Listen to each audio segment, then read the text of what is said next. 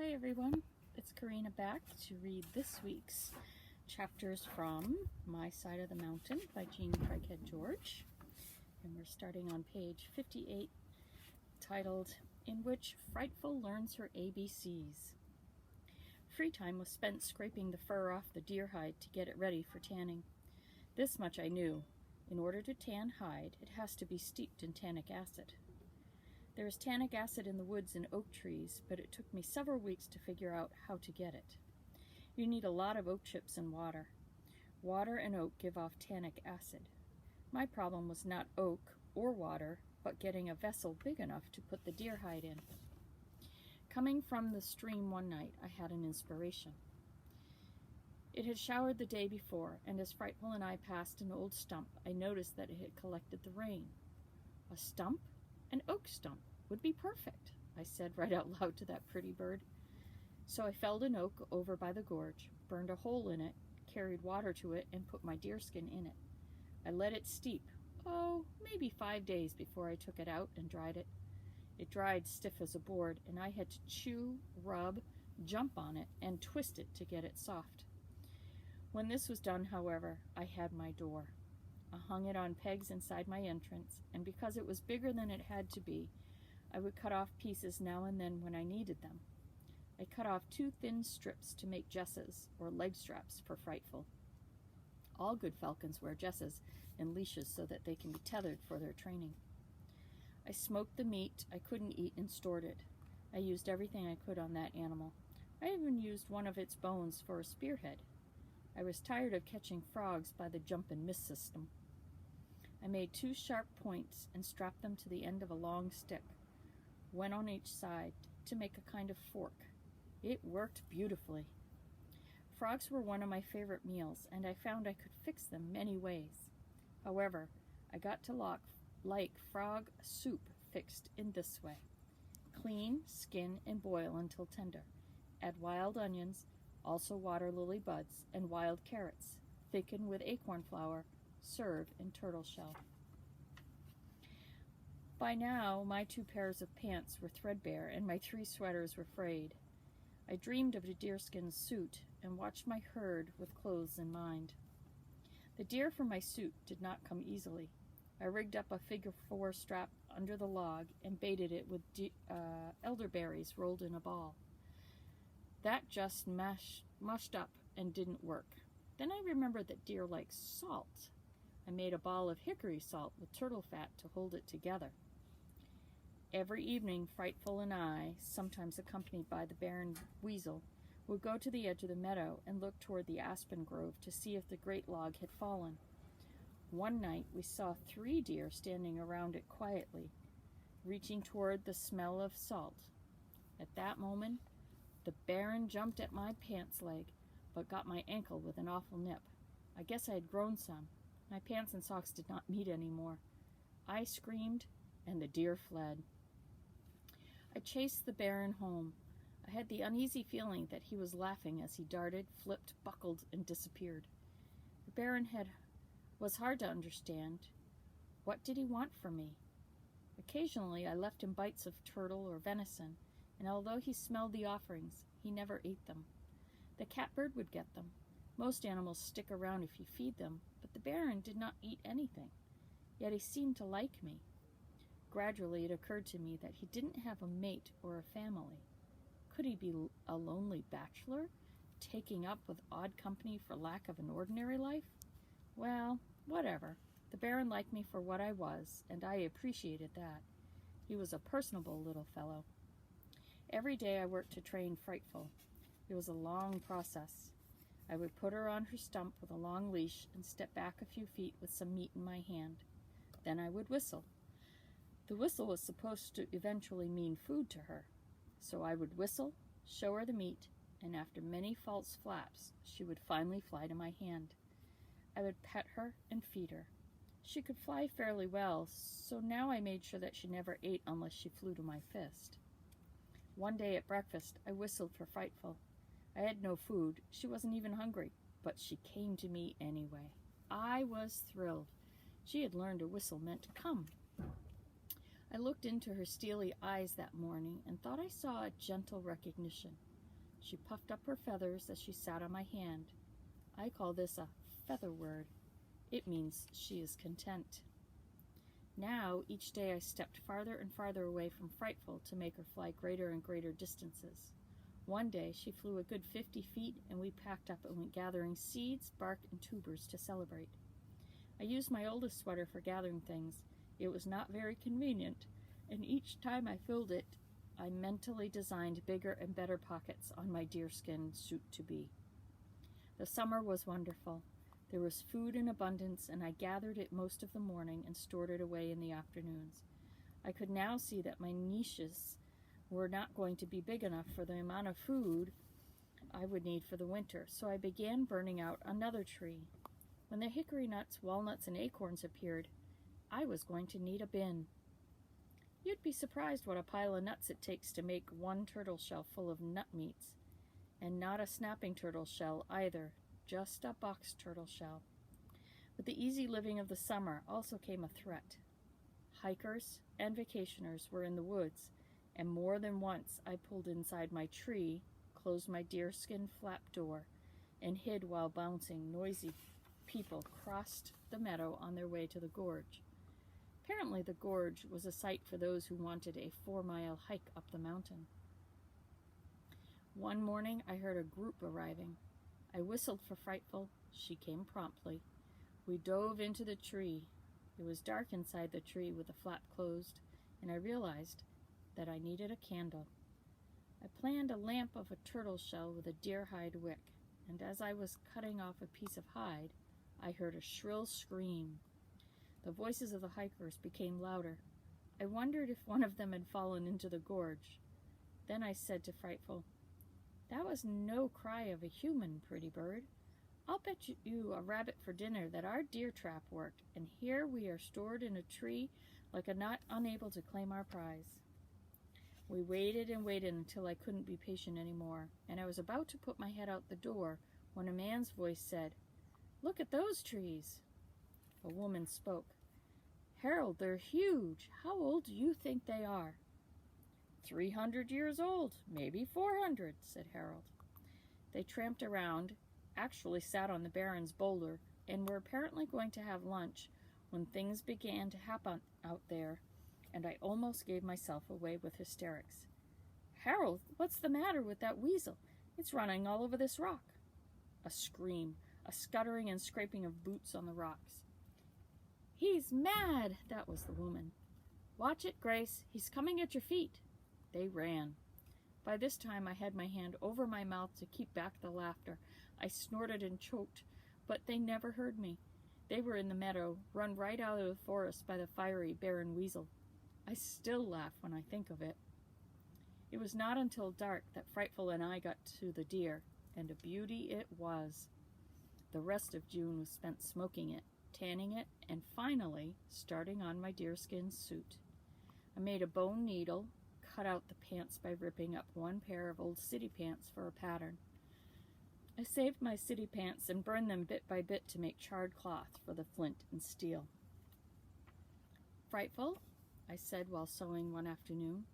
She was preening her now silver gray, black and white feathers. "There is no end to this. We need another deer. I can't make a blouse."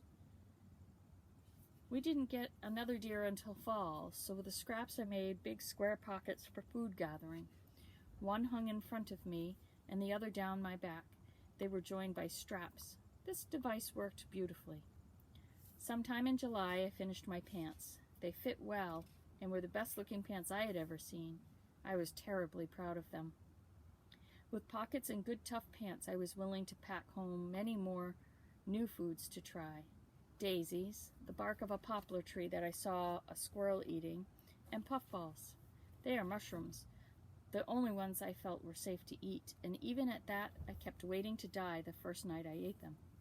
I didn't, so I enjoyed them from that night on. They are wonderful. Mushrooms are dangerous, and I would not suggest that one eat them from the forest. The mushroom expert at the Botanical Gardens told me that. He said even he didn't eat wild ones. The inner bark of the poplar tree tasted like wheat kernels, and so I dried as much as I could and powdered it into flour. It was tedious work, and in August, when the acorns were ready, I found that they made better flour and were much easier to handle. I would bake the acorns in the fire and grind them between stones. This was tedious work too, but now that I had a home and smoked venison and did not have to hunt food every minute, I could do things like make flour. I would simply add spring water to the flour and bake this on a piece of tin. When done, I had the best pancakes ever. They were flat and hard like I imagined Indian bread to be. I liked them and would carry the leftovers in my pockets for lunch. One fine day in August, I took Frightful to the meadow. I had been training her to the lure. That is, I now tied her meat on a piece of wood covered with hide and feathers. I would throw it in the air, and she would swoop out of the sky and catch it. She was absolutely free during these maneuvers and would fly high into the air and hover over me like a leaf. I made sure she was very hungry before I turned her loose. I wanted her back. After a few tries, she never missed the lure. Such marksmanship thrilled me. Bird and lure would drop to the earth. I would run over, grab her jesses, and would sit on the big boulder in the meadow while she ate. Those were nice evenings. The finest was the night I wrote this.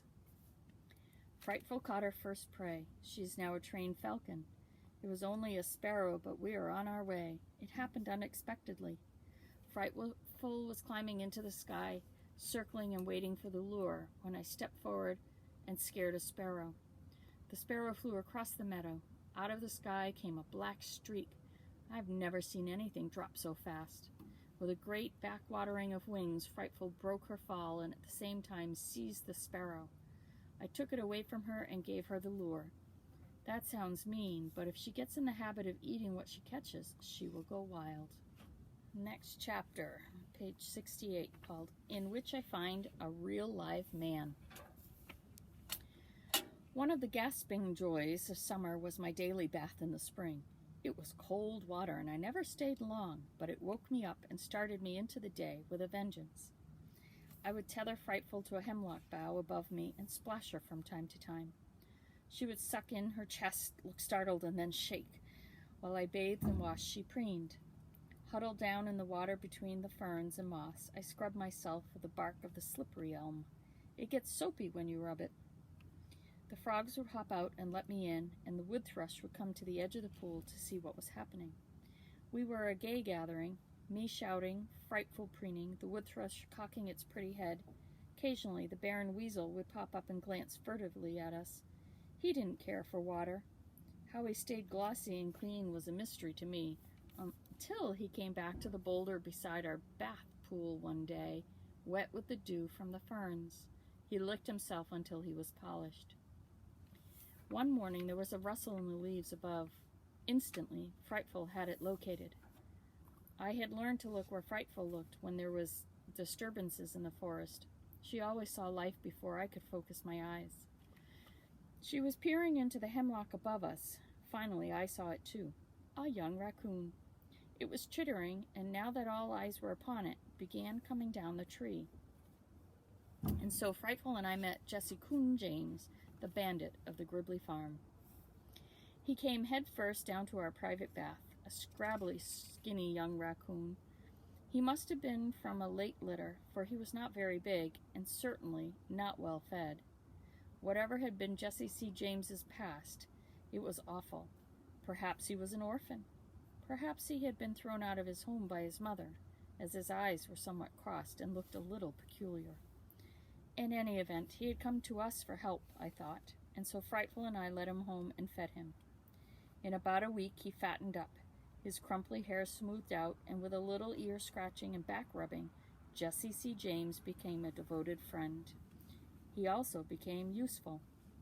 He slept somewhere in the dark tops of the hemlocks all day long, unless he saw us start for the stream. Then, tree by tree, limb by limb, Jesse followed us. At the stream, he was the most useful mussel digger that any boy could have. Jesse could find mussels where three men could not. He would start to eat them, and if he ate them, he got full and wouldn't dig any more. So I took them away from him until he found me all I wanted. Then I let him have some. Mussels are good. Here are a few notes on how to fix them. Scrub mussels in spring water. Dump them into boiling water with salt. Boil 5 minutes. Remove and cool the juice. Take out meat. Eat by dipping in acorn paste floured with a smudge of garlic and green apples. Frightful took care of the small game supply, and now that she was an expert hunter, we had rabbit stew, pheasant pot pie, and an occasional sparrow, which I generously gave to Frightful. As fast as we removed the rabbits and pheasants, new ones replaced them. Beverages during the hot summer became my chore, largely because no one else wanted them. I found some sassafras trees at the edge of the road one day, dug up a good supply of roots, peeled and dried them. Sassafras tea is about as good as anything you want to drink. Pennyroyal makes another good drink. I dried great bunches of this and hung them from the roof of the tree room together with the leaves of winterberry. All these fragrant plants I also used in cooking to give a new taste to some not-so-good foods. The room in the tree smelled of smoke and mint. It was the best-smelling tree in the Catskill Mountains. Life was leisurely. I was warm, well-fed. One day, while I was down the mountain, I returned home by way of the old farmhouse site to check the apple crop. They were summer apples and were about ready to be picked. I had gathered a pouchful and had sat down under the tree to eat a few and think about how I would dry them for the use in the winter, when Frightful dug her talons into my shoulder so hard I winced. "Be gentle, bird," I said to her. I got her talons out and put her on a log, where I watched her with some alarm. She was alert as a high-tension wire, her head cocked so that her ears, just membranes under her feathers, were pointed east. She evidently heard a sound that pained her. She opened her beak. Whatever it was, I could hear nothing, though I strained my ears, cupped them, and wished she would speak. Frightful was my ears as well as my eyes. She could hear things long before I. When she grew tense, I listened or looked. She was scared this time. She turned round and around on the log, looked up in the tree for a perch, lifted her wings to fly, and then stood still and listened. Then I heard it. A police siren sounded far down the road. The sound grew louder and louder, and I grew afraid. Then I said, "No, Frightful. If they're after me, there won't be a siren. They'll just slip up on me quietly." No sooner had I said this than the siren wound down and apparently stopped on the road at the foot of the mountain. I got up to run to my tree, but had not gotten past the walnut before the patrol car started up and screamed away. We started home, although it was not late in the afternoon. However, it was hot and thunderheads were building up. I decided to take a swim in the spring and work on the moccasins I had cut out several days ago. With the squad cars still on my mind, we slipped quietly into the hemlock forest. Once again, Frightful almost sent me through the crown of the forest by digging her talons into my shoulder. I looked at her. She was staring at our home. I looked too. Then I stopped, for I could make out the form of a man stretched out between the sleeping house and the store tree. Softly, tree by tree, Frightful and I approached him. The man was asleep. I could have left and camped in the gorge again, but my enormous desire to see another human being overcame my fear of being discovered. We stood above the man. He did not move, so Frightful lost interest in my fellow being. She tried to hop to her stump and preen. I grabbed her leash, however, as I wanted to think before awakening him. Frightful flapped. I held her wings to her body as her flapping was noisy to me. Apparently not so to the man. The man did not stir. It is hard to realize that the rustle of a falcon's wings is not much of a noise to a man from the city, because by now, one beat of her wings, and I would awaken from a sound sleep as if a shot had gone off. The stranger slept on. I realized how long I had been in the mountains. Right at that moment, as I looked at his unshaven face, his close-cropped hair, and his torn clothes, I thought of the police siren and put two and two together. An outlaw, I said to myself. Wow! I had to think what to do with an outlaw before I woke him. Would he be troublesome? Would he be mean? Should I go live in the gorge until he moved on? How I wanted to hear his voice, to tell him about the Baron and Jesse C. James, to say words out loud I really did not want to hide from him. Besides, he might be hungry, I thought. Finally, I spoke. "Hi," I said.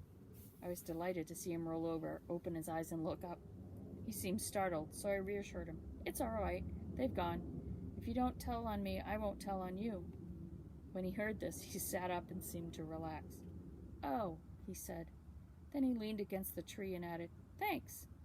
He evidently was thinking this over, for he propped his head on his elbow and studied me closely. "You're a sight for sore eyes," he said, and smiled. He had a nice smile. In fact, he looked nice and not like an outlaw at all. His eyes were very blue, and although tired, they did not look scared or hunted. However, I talked quickly before he could get up and run away. "I don't know anything about you, and I don't want you to. You don't know anything about me, and don't want to. But you may stay here if you'd like. No one is going to find you here. Would you like some supper?" I was still early, but he looked hungry. "Do you have some?" "Yes. Venison or rabbit?" "Well, venison." His eyebrows puckered in question marks. I went to work. He arose, turned around and around, and looked at his surroundings. He whistled softly, and I kindled a spark with the flint and steel. I was now quite quick at this, and had a tidy fire blazing in a very few minutes. I was so used to myself doing this that it had not occurred to me that it would be interesting to a stranger. "Desdemona," he said. I judged this to be some underworld phrase. At this moment, Frightful, who had been sitting quietly on her stump, began to preen. The outlaw jumped back, then saw she was tied, and said, "And who is this ferocious-looking character?" "That is Frightful. Don't be afraid. She's quite wonderful and gentle. She would be glad to catch you a rabbit for supper if you would prefer that to venison." "Am I dreaming?" said the man. "I go to sleep by a campfire that looked like it was built by a Boy Scout, and I awaken in the middle of the 18th century. I crawled into the store tree to get the smoked venison and some cattail tubers. When I came out, he was speechless. "My storehouse," I explained. "I see," he answered. From that moment on, he did not talk much. He just watched me. I was so busy cooking the best meal that I could possibly get together that I didn't say much either. Later, I wrote down that menu, and as it was excellent. Here's the menu. Brown puff balls in deer fat with a little wild garlic. Fill pot with water, put venison in, boil. Wrap tubers in leaves and stick in coals. Cut up apples and boil in can with dogtooth violet bulbs. Raspberries to finish the meal. When the meal was ready, I served it to the man in my nicest turtle shell. I had to whittle him a fork out of the crotch of a twig, as Jesse Coon James had gone off with the others. He ate and ate and ate, and when he was done, he said, "May I call you Thoreau?" "That will do nicely," I said. Then I paused just to let him know that I knew a little bit about him, too. I smiled and said, "I will call you Bando." His eyebrows went up. He cocked his head, shrugged his shoulders, and answered, "That's close enough." With this he sat and thought. I felt I had offended him, so I spoke. "I will be glad to help. I will teach you how to live off the land. It is very easy. No one need find you." His eyebrows gathered together again. This was characteristic of Bando when he was concerned, and so I was sorry I had mentioned his past. After all, outlaw or no outlaw, he was an adult, and I still felt unsure of myself around adults. I changed the subject. "Let's get some sleep," I said. "Where do you sleep?" he asked, all this time sitting and talking with me, and he had not seen the entrance to my tree. I was pleased. Then I beckoned, walked a few feet to the left, pushed back the deer-hide door, and showed Bando my secret. "Thoreau," he said, "you are quite wonderful." He went in. I lit the turtle candle for him. He explored, tried the bed, came out and shook his head until I thought it would roll off. He didn't say much before that night. I let him sleep on my bed. His feet hung off, but he was comfortable.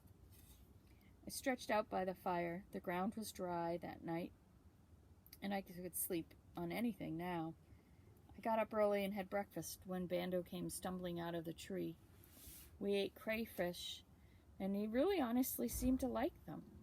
It takes a little time to acquire a taste for wild foods, so Bando surprised me the way he liked the menu. Of course, he was hungry, and that helped.